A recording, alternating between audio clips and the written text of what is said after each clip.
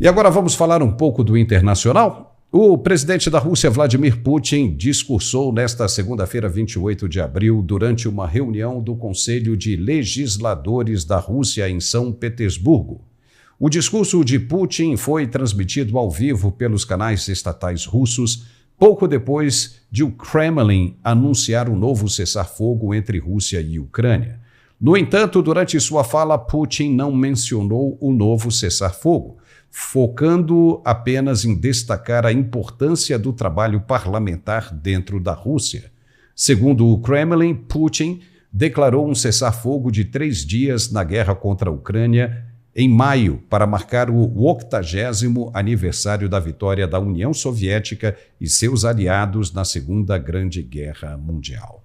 O cessar-fogo está programado para acontecer das primeiras horas do dia 8 de maio até o final do dia 10 de maio. Até o momento, não houve resposta oficial de Kiev ao anúncio unilateral de trégua. O segundo em um curto espaço de tempo após um cessar-fogo de 30 horas durante a Páscoa, no qual ambos os lados se recusaram mutuamente de violar diversas vezes. Conosco hoje, nosso comentarista de geopolítica, Gerson Gomes. Gerson, seja muito bem-vindo. No fim de semana houve aquele ataque de drones nas instalações de Moscou. O que a gente pode atribuir esse cessar-fogo de agora aceito pelo Kremlin? Ao receio dos ucranianos terem chegado a Moscou com relativa facilidade ou à força de Trump para acabar com a guerra? Ou absolutamente nenhum desses dois itens? Boa tarde, Paulo. Muito bom estar voltando ao Mundial Telenotícias depois de um final de semana com muitas repercussões, né, do que está acontecendo na Europa, no leste da Europa, e você toca em uma questão que acaba, de certa maneira, sendo conectada com tudo que hoje a gente vê de discussões acontecendo no âmbito da OTAN, da guerra da Ucrânia. Veja que o próprio presidente Trump, ele encontrou com o Vladimir Zelensky numa reunião privada, os dois sentados, cadeira frente de cadeira, olho no olho, em uma especial oportunidade durante ali a cerimônia fúnebre do Papa Francisco. O presidente Macron também pediu a oportunidade de conversar com Zelensky, mas eles quiseram separar as duas reuniões. O Macron passou, o próprio presidente Trump o cumprimentou, pediu privacidade, os dois ficaram ali sozinhos e depois o próprio presidente Macron teve a oportunidade de conversar com Zelensky. Esse ataque que você falou não foi o único. Na verdade, nós já tivemos alguns ataques com drones, que são ações mais isoladas, mas que denotam uma certa fragilidade até do sistema defensivo desse tipo de incursão de drones, que voam a baixa altitude, têm capacidade, inclusive, de serem utilizarem rotas alternativas, né, em que você vai numa direção, iludindo o sistema defensivo, muda na última hora. Mas, de todo jeito, eu atribuo o problema mais difícil hoje para a Rússia, não é nem essa questão desses drones, mas das forças especiais ucranianas que estão dentro do território russo hoje e que fazem incursões de terrorismo dentro do território. Veja que o segundo homem mais importante da hierarquia militar, que está à frente das tropas russas, um general muito importante, foi assassinado em um atentado à bomba com um carro, ou seja, era um veículo dele, que estava sendo rastreado há bastante tempo e essa explosão o vitimou. O que mostra que, sim, existem forças infiltradas ucranianas dentro da Rússia. Mas, Paulo, você falou sobre a própria negociação de Trump, ou se seria uma temeridade da Rússia em relação ao momento que a Europa vive. Eu não acredito em nada disso. Eu te confesso que a Rússia, nesse momento, busca realmente uma saída, uma alternativa, e o presidente Trump participa disso, e a Europa tem interesse. A gente vai falar um pouquinho mais sobre isso do apagão que aconteceu hoje, que está acontecendo, na verdade, em tempo real. A gente está conversando aqui e há um apagão na Europa que ainda não foi resolvido totalmente. Mas, antes da gente entrar nesse assunto, eu te digo o seguinte: hoje o Kremlin gostaria realmente de dar um término nessa guerra. Interessa muito à Rússia que esse conflito chegue ao fim. mas não por se sentir ameaçado não, viu, Paulo? Eu creio que tem muito mais a ver com a questão geopolítica, financeira, reinserção, aproveitar esse momento que o presidente Trump gostaria de afastar a Rússia da China, ele sabe disso. Os formuladores de geopolítica da Rússia sabem da importância que existe neste momento de uma negociação bem feita. Então, eu creio que é mais por aí. E não podemos esquecer que esse cessar-fogo, viu, Paulo, ele está sendo agendado para a celebração do Dia da Vitória. Nós estamos falando lá de maio, daquela semana de 8, 10 de maio. Não foi um cessar-fogo que começa a vigorar agora, essa semana. É algo planejado para acontecer nas celebrações do Dia da Vitória, porque para a Rússia, especialmente, a vitória na Segunda Guerra Mundial tem um peso gigantesco sobre o nazismo, e nós não podemos esquecer que, àquela ocasião, Rússia e Estados Unidos estavam co-beligerantes, ou seja, estavam trabalhando juntos contra o nazifascismo.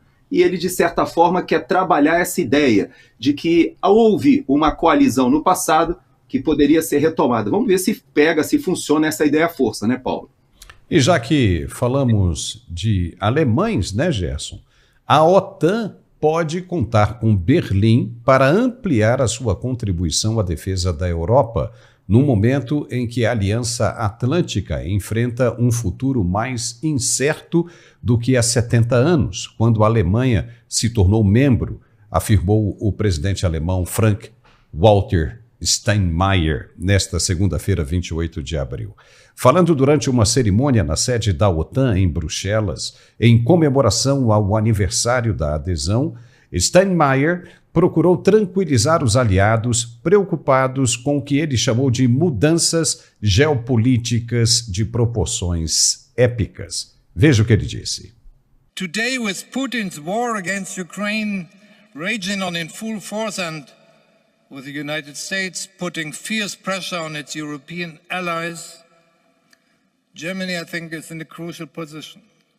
That's why I speak to you, your allies, not just with gratitude, but with urgency. Germany is being called on, and we heard the call, we got the message, and indeed, Mark, you can count on us. Today, a badly armed Germany is a greater threat to Europe than a strongly armed Germany. E em uma mudança radical para um país historicamente defensor da disciplina fiscal rígida, a maior economia da Europa aprovou planos para um enorme aumento de gastos, à medida que Friedrich Merz se prepara para assumir como novo chanceler conservador da Alemanha em maio. O plano fiscal inclui 500 bilhões de euros, cerca de 569 bilhões de dólares destinados a um fundo especial para a infraestrutura, além de planos para remover em grande parte os investimentos em defesa das regras internas que limitam o endividamento. O secretário-geral da OTAN, Mark Rutte, chamou esses planos de notáveis. Veja. Today, Germany is a leading power in Europe and a driving force in NATO, making major contributions to our shared security. With troops along the eastern part of our alliance, jets patrolling the Baltic skies, and ships protecting key supply lines and critical infrastructure in the Baltic. Gerson Gomes, houve um tempo em que a Europa tinha medo das ações dos alemães, né? O que isso representa agora? Aceitar, primeiro, o investimento alemão e, segundo, a União Europeia aceitando esse volume de recursos tão alto assim. Vamos lá, Paulo. Nós temos duas vertentes de explicação, a oficiosa e a oficial. Vamos para a oficial primeiro, que foi essa que você mostrou, discursos bonitos, inclusive eu estive ali naquela instalação da OTAN em Bruxelas, muito bacana, falo até, confidencio para você, a oportunidade que eu tive de fazer o discurso de agradecimento de uma comitiva que eu integrava, na qual eu conheci essa estrutura da OTAN e nessa ocasião eu já percebia a fragilidade dos militares alemães dentro dessa aliança. Veja que a maior quantidade de tropas americanas fora dos Estados Unidos não está concentrada, como a gente poderia pensar, na Ásia ou no Oriente Médio. Na verdade, é um único país, ou seja, tropas americanas em um único país, disparadamente estão na Alemanha.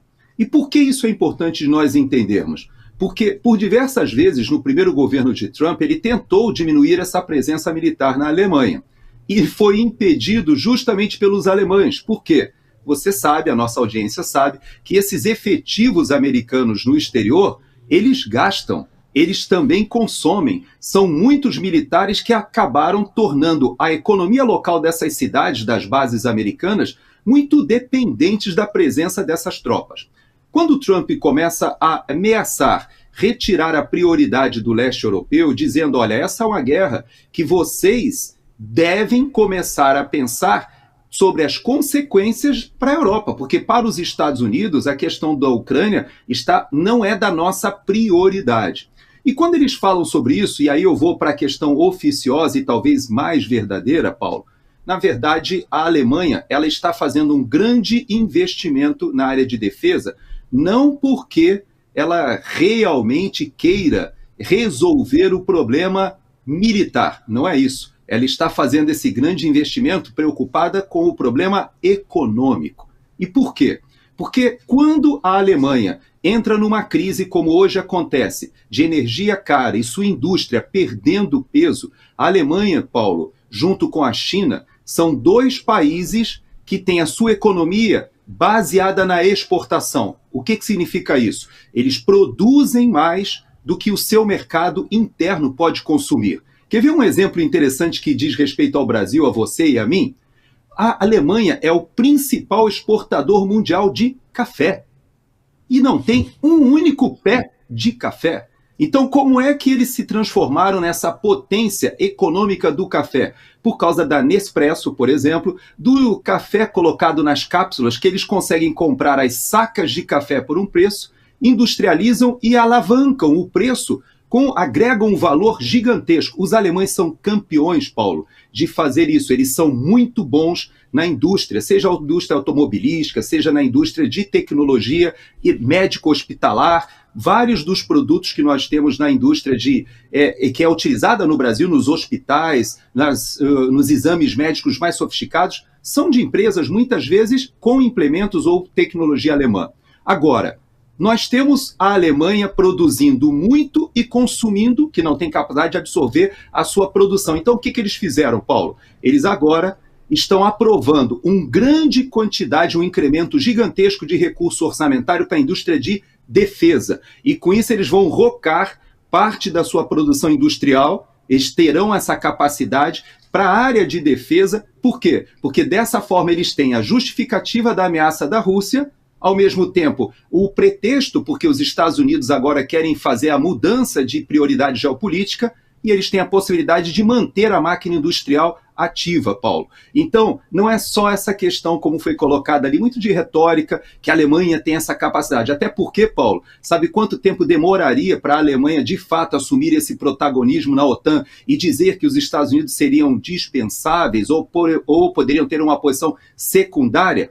Pelo menos 15 anos, Paulo. Por quê? Porque para você repor, né, e conseguir repor toda essa estrutura militar, logística dos Estados Unidos na Europa, você teria que fazer um investimento que só vai refletir ou só vai reverberar na prática daqui a 10, 8, 15 anos.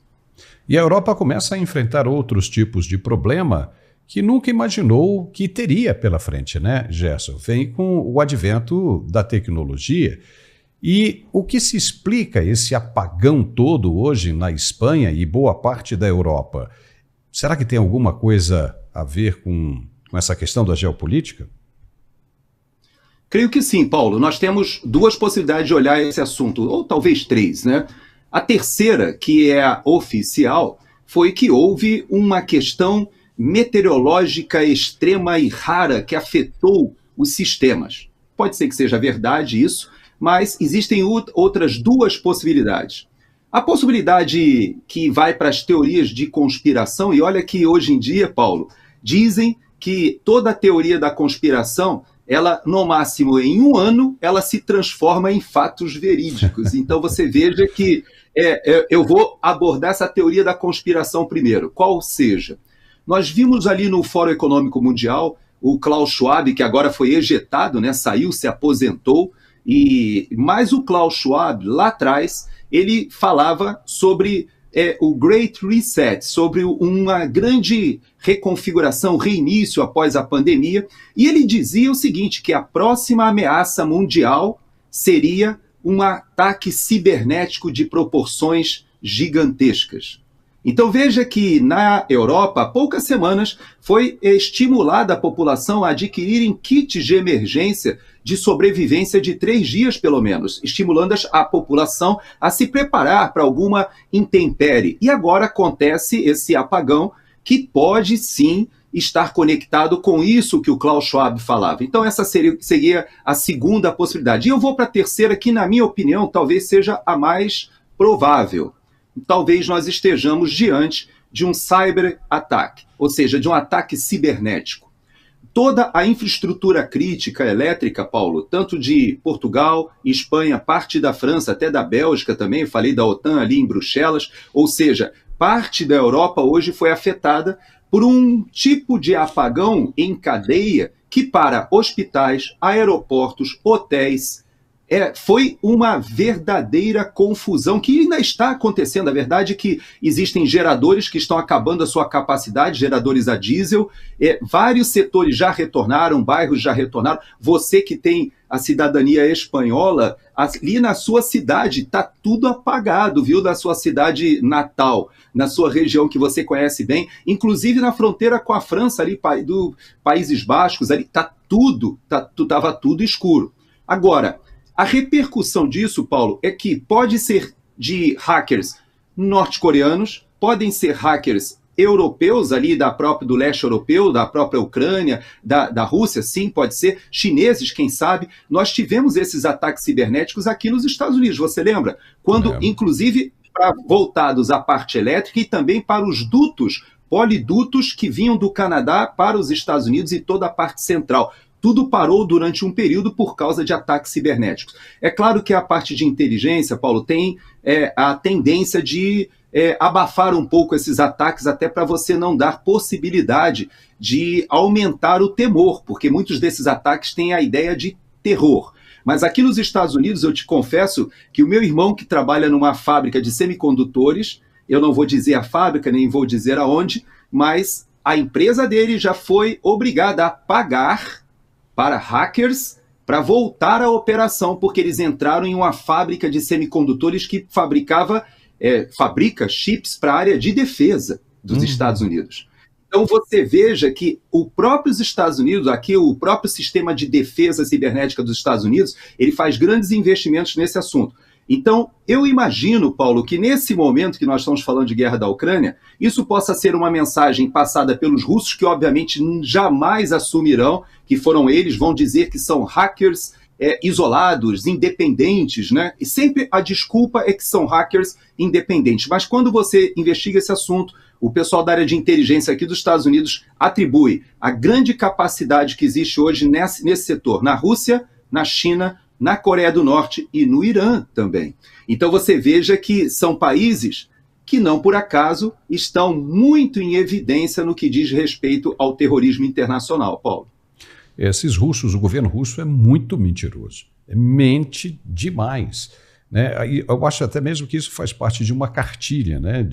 desse pessoal de esquerda mentir na cara dura, e num outro programa nós vamos falar sobre isso também. Mas olha só esse outro episódio que também está gerando desconfianças.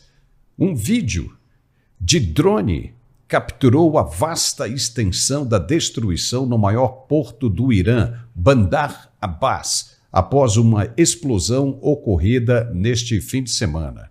O número de mortos pela poderosa explosão subiu para pelo menos 40, com mais de 1.200 feridos, foi o que informou a mídia estatal neste fim de semana, no domingo à noite, enquanto os bombeiros continuam trabalhando para extinguir completamente o incêndio. Ainda tem muita chama rolando.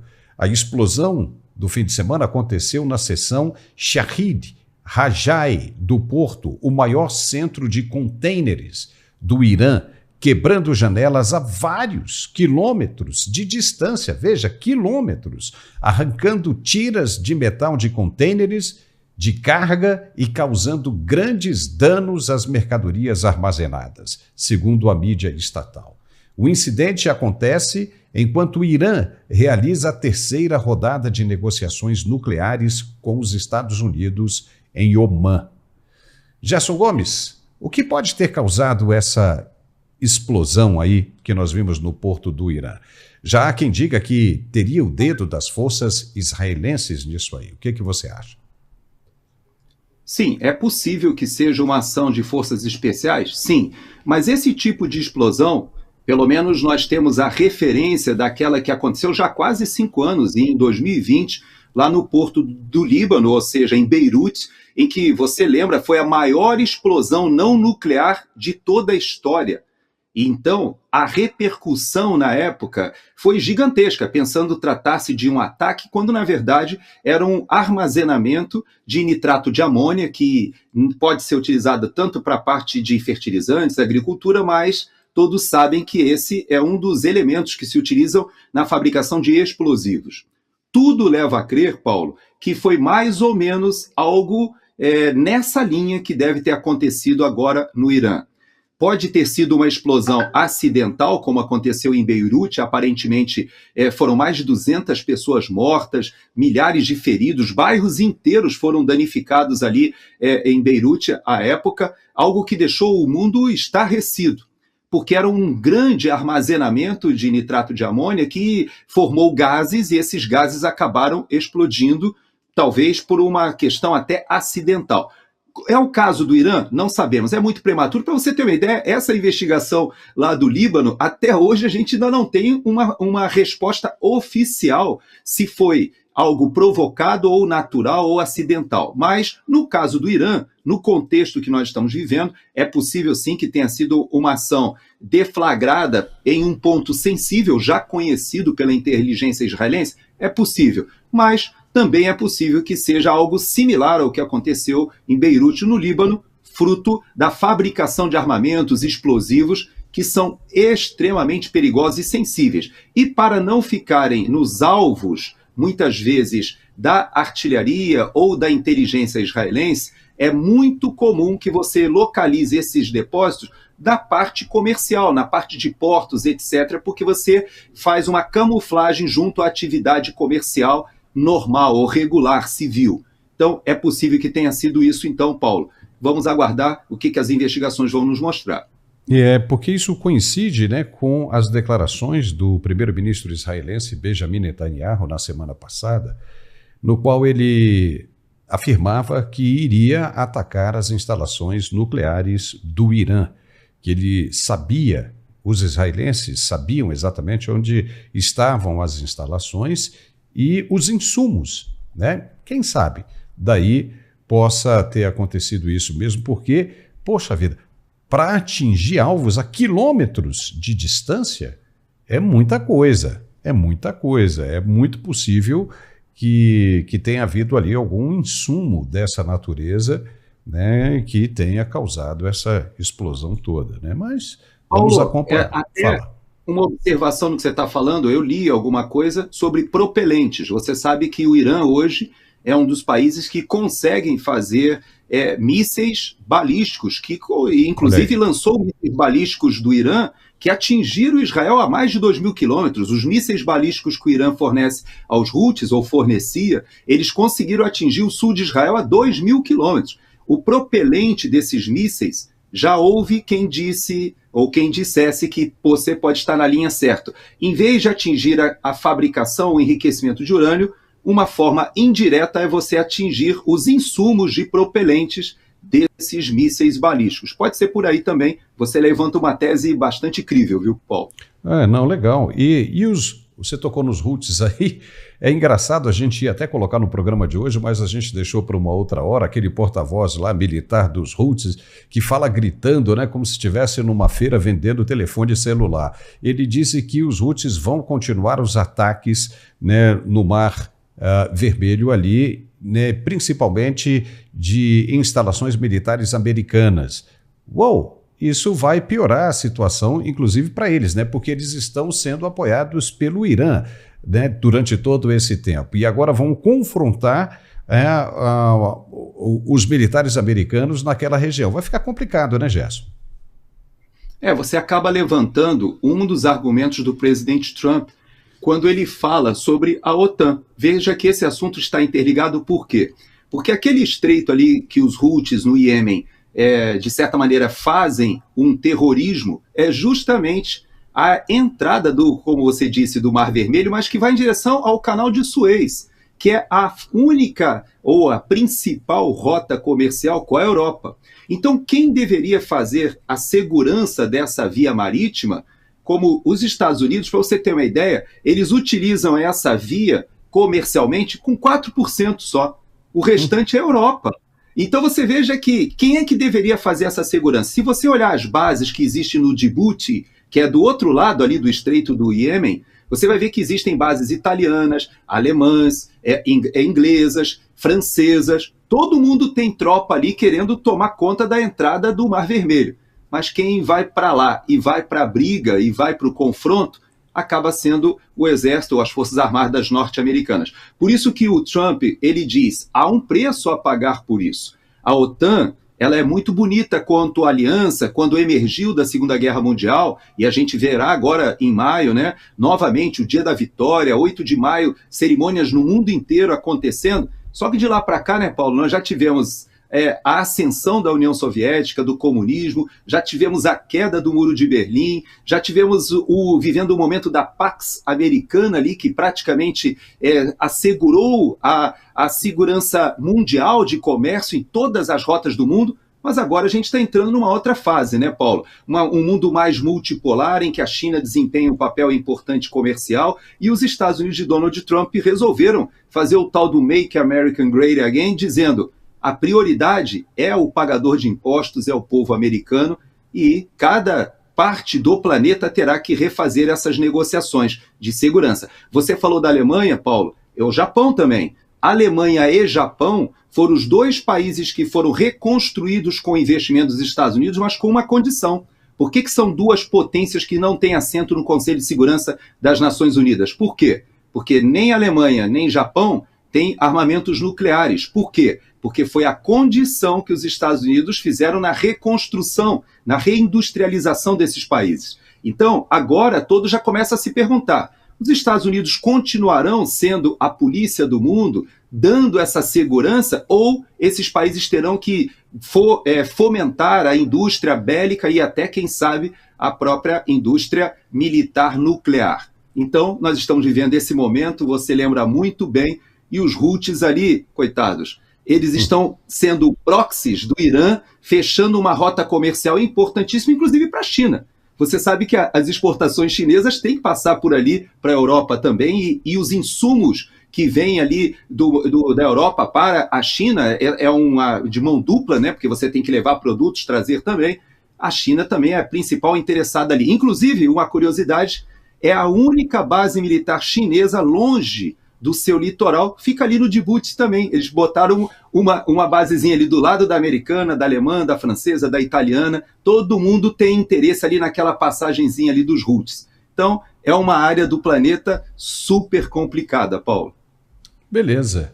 E os ministros do exterior dos países que compõem o BRICS, agora ampliado, se reuniram nesta segunda-feira, dia 28, no Rio de Janeiro, com a abertura marcada por um apelo do Brasil por paz nos principais pontos de conflito mundial, especialmente na guerra da Ucrânia, e discussões sobre uma resposta coordenada às novas barreiras comerciais impostas pelos Estados Unidos. Em seu discurso de abertura, o chanceler brasileiro Mauro Vieira destacou a grave crise humanitária que persiste na Ucrânia.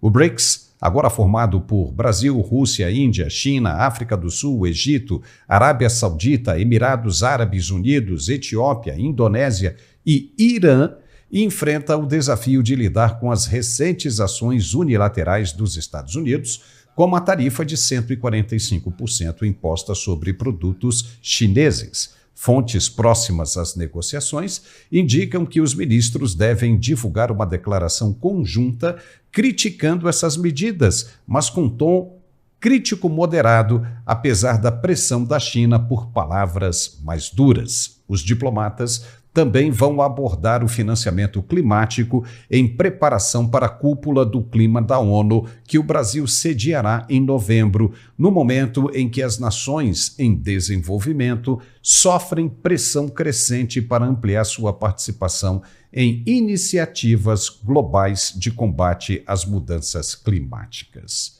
Gerson Gomes, esse papo de agência climática já deu, né? É a maior furada. Só serve mesmo para esses oportunistas tirarem dinheiro dessas instituições para essas ONGs que só querem mamar. É ou não é? Essa sua maneira de simplificar os assuntos é sensacional, Paulo. Mas, na verdade, você foi na direção certa. É uma grande via de drenagem de recursos para o terceiro setor, essas ONGs, que, na verdade, estão terceirizando recursos do pagador de impostos porque elas drenam o orçamento sem controle. Sabe que aqui nos Estados Unidos, essa está sendo uma das prioridades ali do DOGE e dessa reestruturação. Drenar recursos das ONGs que, na verdade, acabam voltando para políticos e fomentando a corrupção, como acontece no Brasil e outros países. No que diz respeito às mudanças climáticas, a provocação que eu tenho feito é a seguinte, Paulo. Será que essa COP em Belém, ela vai realmente acontecer? E se acontecer, eu creio que deve, como dizem, né, nas redes sociais, flopar. Eu creio que vai acontecer algum tipo de evento muito mais cultural do que realmente decisório, do que diz respeito às mudanças de matriz energética, mudanças climáticas, etc. Esse assunto que a gente acabou comentando do ataque cibernético na Europa, ele acaba lembrando a cada um de nós que a energia hoje é fundamental, Paulo. E quando você coloca essa pauta, que aqui nos Estados Unidos o presidente Trump simplesmente rasgou e já disse que é uma verdadeira instrumentalização da pauta, com muita pegada ideológica do que diz respeito à mudança climática, que na verdade não pensa no seguinte: o ser humano, para se desenvolver com inteligência artificial, com computação quântica, com toda a tecnologia que é demandada hoje, precisa de energia. E os Estados Unidos estão priorizando não somente o drill, baby, drill, ou seja, volte a perfurar e realmente ir atrás do gás e do petróleo, como ele está fomentando a indústria nuclear. Então você veja como a Alemanha está completamente na direção errada e para redirecionar vai ser difícil, porque eles extinguiram a energia nuclear, estão comprando excedentes da França, que aumentou a produção nuclear, estavam com o gás vindo da Rússia, que foi agora, por causa da guerra da Rússia, acabou o Nord Stream 1, Nord Stream 2. Então você veja, a Alemanha está numa situação muito difícil, até conectado ao que a gente já falou. Mas o que você está lembrando é que todo esse papo, essa conversa de mudanças climáticas, ela tinha um interesse muito grande da indústria de compra de carbono, imposição aos países desenvolvidos, como você disse, a certas limitações.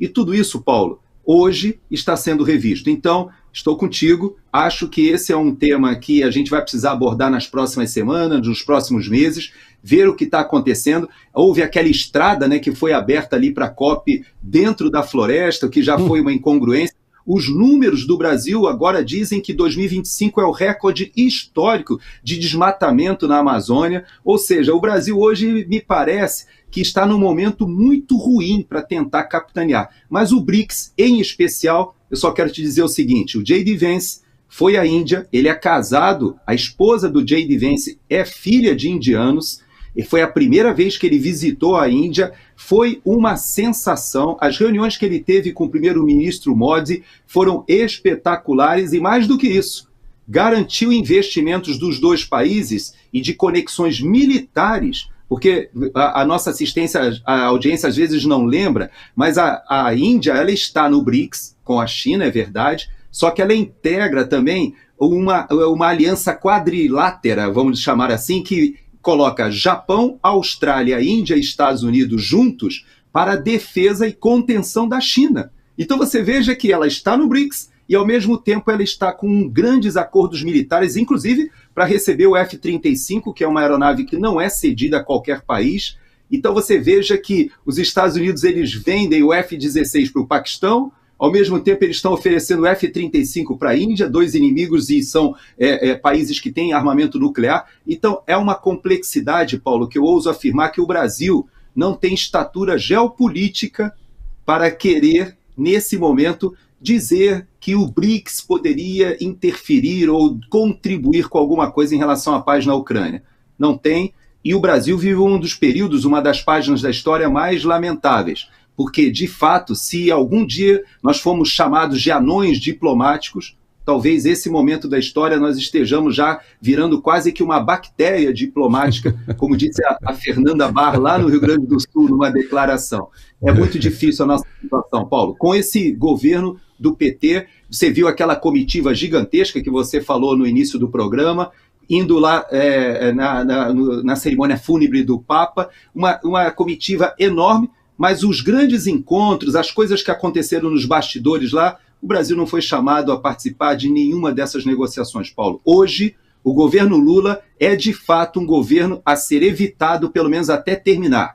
Muita gente dentro do Brasil e fora do Brasil não vê a hora desse grupo, da quadrilha que voltou ao local do crime, como a gente fala dentro do Brasil, mas fora do país, eles sabem que o desmonte da Lava Jato mostra que o Brasil hoje faz uma movimentação muito perigosa, juntando corrupção, crime organizado, e sabe o que por aqui por fora se quer, Paulo? Distância desse governo petista, do Lula e de Caterva. Então, vamos torcer para passar logo e 2026 chegar e a gente ter uma mudança de governo que traga o Brasil de novo ao concerto das nações com mais dignidade, Paulo. Olha, vai ser difícil essa mudança, né? Agora chegamos ao final do programa, mas eu amarro aqui. Mas nós vamos continuar aí, né? Torcendo bastante, porque já estão dizendo aí que a reeleição de Lula é certa e já tem gente falando e preparando para um quarto mandato. Veja você, olha, a Amazônia bateu recorde de desmatamento, mais de 329%. Você não vê mais ninguém dançando por aí, fazendo videozinho de salve a Amazônia, muito pelo contrário. Né? Muitas daquelas pessoas, daqueles artistas que participaram daquele vídeo, estão recebendo agora dinheiro da Rouanet. O Gilberto Gil, salve a Amazônia, dinheiro do Correios, patrocínio MOR, Master, 4 milhões de reais, enquanto os funcionários dos Correios estão todos eles lascados. Porque, de acordo com a CPI da Rouanet, que foi lá atrás, que foi presidida pelo senador Romário, se dizia isso aí. Né? Os artistas se prestam esse tipo, né, de serviço para receber depois. E receber como? Receber dessa forma. Por isso, agora você não vê mais ninguém aí reclamando aí de 329% de desmatamento da Amazônia. Quer outra coisinha para ficar legal, para a gente encerrar aqui bonitinho? O presidente disse que não ia esconder ninguém, que ia colocar, né, os integrantes da COP30, né, em alojamentos normais, que não ia construir nada, e agora tem mais de 250 milhões de reais gasto em hotéis, navios de luxo, para acomodar essas pessoas. Ou seja, aí você fica lembrando da época de campanha e depois da campanha ele já eleito dizendo que o mentiroso era o outro, que dormia mentindo, que sonhava mentindo, acordava pensando em mentira, mas que quem conta mentira é ele o tempo todo. Aí fica ruim demais, né, Gerson? Gerson, eu posso contar com você nesta terça-feira ao meio-dia conosco ao vivo e a cores aqui no Mundial Telenotícias?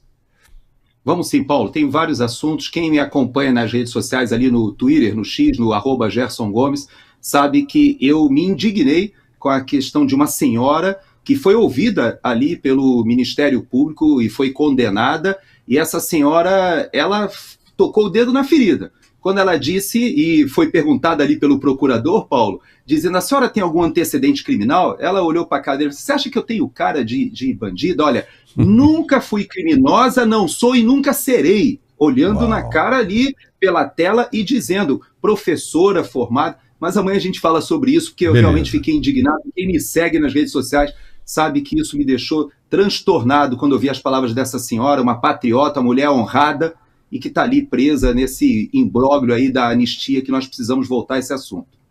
Forte abraço e até amanhã. Obrigado. Até amanhã. E nós ficamos por aqui com esse programa de hoje. Se você gostou, nos dê um like, compartilhe e se inscreva em nosso canal. Precisamos muito disso. Muito obrigado pela companhia e o nosso compromisso é amanhã, agora ao meio-dia. Um forte abraço e até lá.